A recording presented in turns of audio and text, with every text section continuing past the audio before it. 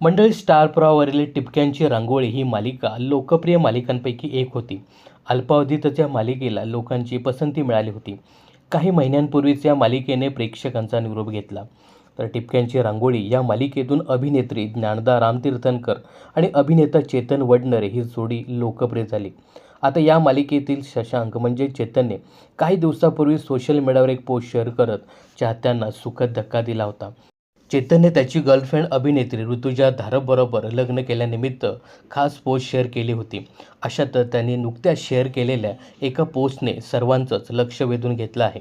चेतनने त्याच्या मूळ गावी म्हणजेच नाशिकमध्ये नवीन घर घेतलं असून या नवीन घराची खास झलक त्याने त्याच्या व्हिडिओमध्ये दाखवली आहे.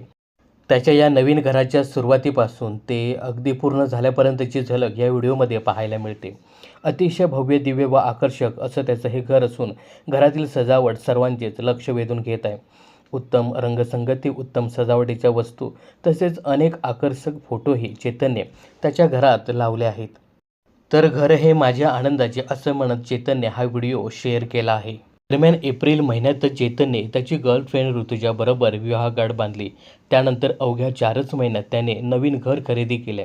त्याच्या या नवीन घरानिमित्त त्याला अनेक चाहते आणि कलाकार मंडळी शुभेच्छा देताना दिसत आहेत.